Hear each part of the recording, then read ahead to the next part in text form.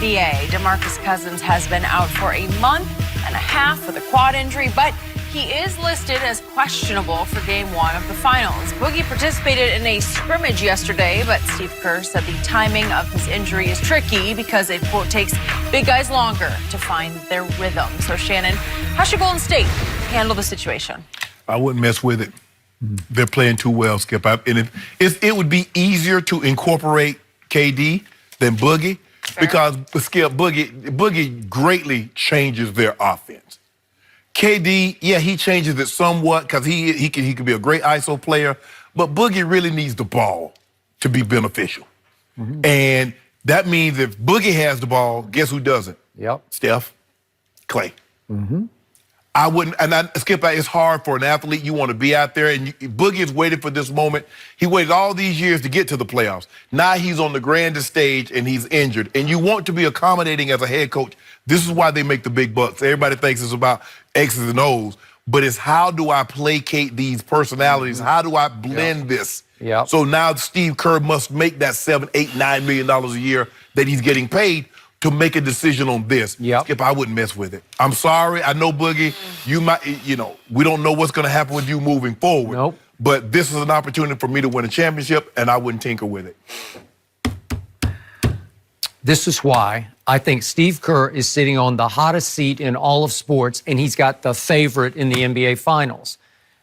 I wouldn't want to be sitting in that seat because what do I do with Kevin Durant, number one? If he says he wants to come back after 2 games, is he right? Can he get back in any kind of a semblance of basketball shape? Well, if you're down 0-2, it makes it easy if he wants to come back. You put his ass in there. Right, do you? And if you want to keep him next year and he wants to play, you better put his, what. Yeah, exactly, yes. And somewhat the same for DeMarcus. I love DeMarcus. I do too. But he is, like in his years in Sacramento, he would be at the top of usage rate every year. He'd be 1, 2, 3 in usage rate.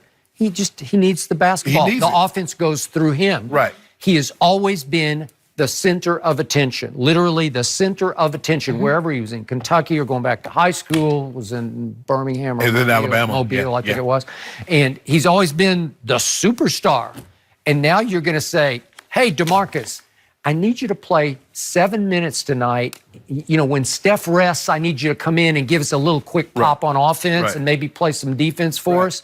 What? I was saying 10 minutes. I'm like, how does Steve Kerr carve out 10 minutes for Boogie that he's playing? How do you do that? I don't. Because his ego's not going to accept this. Trust me, it's not. Kevon Looney could accept 10 minutes. He does. Boogie Cousins needs 25 to 30 minutes. If you don't like the way Kevon is performing or you don't like the matchup, you just say he's out. Right. Plus you got Bogut.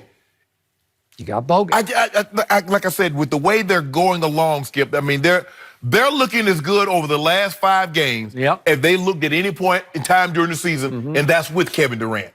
I don't know how you bring Boogie and incorporate him into that mix and say, you know what, hey, we're not going to miss a beat. I just don't know how you do it.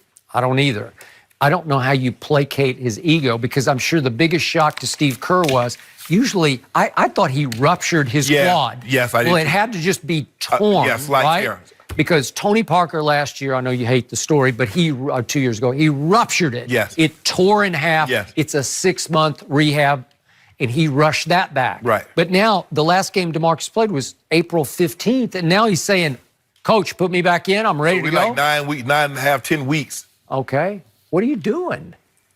I'm sure Steve Kerr would wish he'd just go away. Must have went to Wakanda. Yeah. Well, he might have.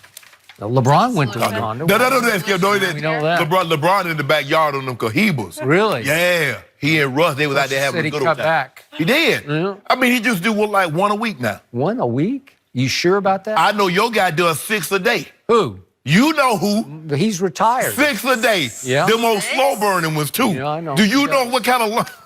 Let's stay talking about Steve Kerr, guys, because I like this story. Did Greg Popovich maybe tell some secrets to him about stopping number 2? Yeah. We'll Why would he do that? discuss exactly what we mean next.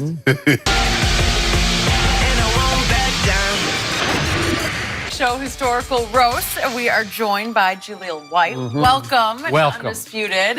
Thank you. Boy, as we just saw in the clip, you are playing Muhammad Ali. So can you explain the concept of the show? Yeah, the concept of the show is great figures from history are roasting each other. Okay. So you've got, I played Nelson Mandela first, actually. So you had Nelson Mandela, Rosa Parks, and Barack Obama were roasting MLK. Wow. And in this one, I was the one being roasted as Muhammad Ali. There was, I believe, Elvis and Bruce Lee and Babe Ruth. Yeah, Babe Ruth. Yeah. Oh, Babe Ruth's hilarious. Babe was, Babe was hilarious. good. So you just have to buy into the idea that these historical figures can say and do whatever they want when you watch this show. It is hilariously irreverent, but it is based on deep dive research, and it gets as real as you can get. Yeah, yeah. So I happen to be in your audience the night you taped, Hey! and it was something to behold because I got blindsided by the fact that Joe Frazier, quote unquote, comes out of nowhere on stage and goes right at you.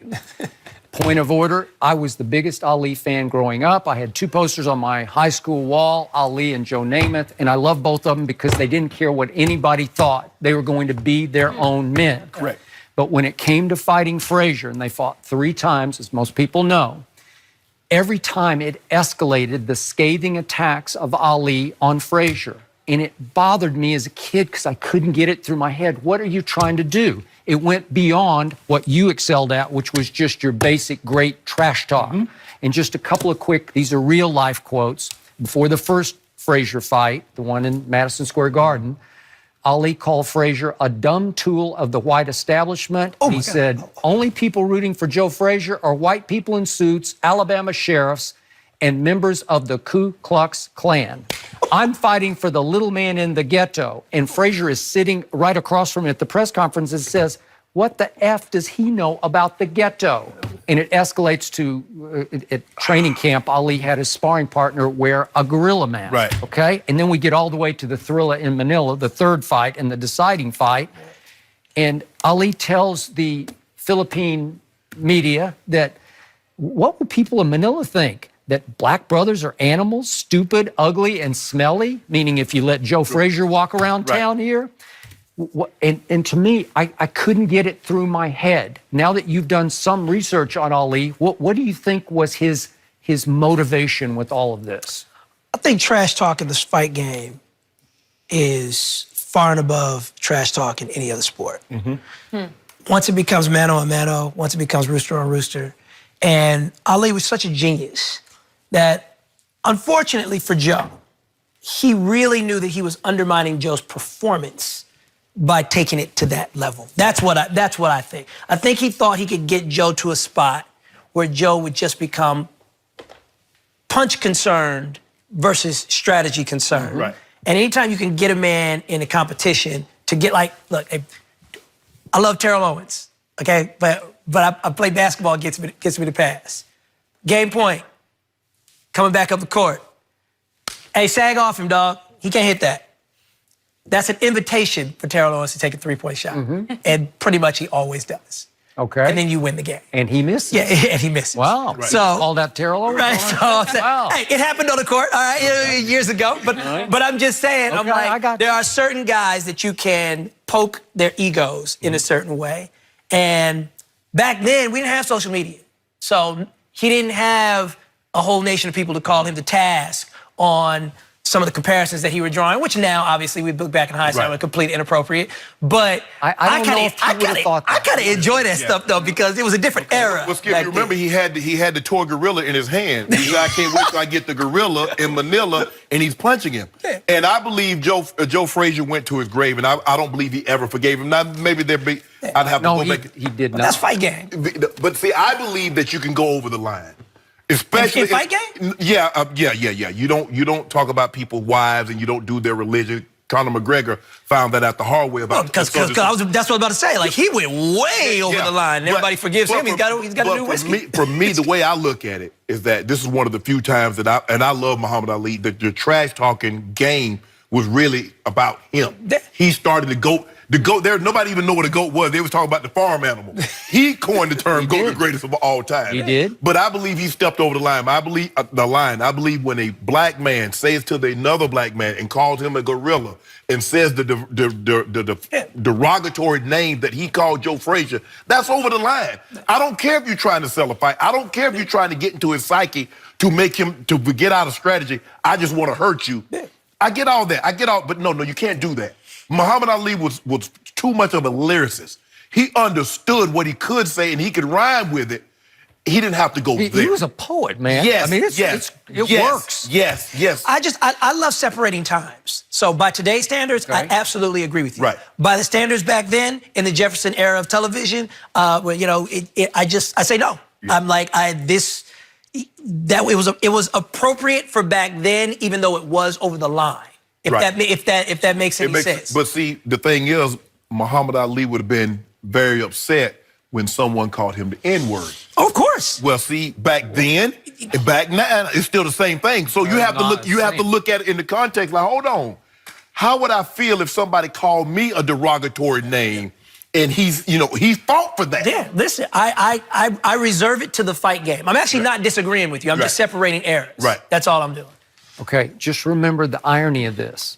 Joe Frazier was by far his toughest opponent. Absolutely. Oh, yeah. He beat him and he hurt him in the first fight in Madison Square Garden. He knocked him down and won on a unanimous decision. Right. Ali bounced back and was able to dance more in the second fight and won that unanimous. The third fight is the knockdown, drag-out fight of all times.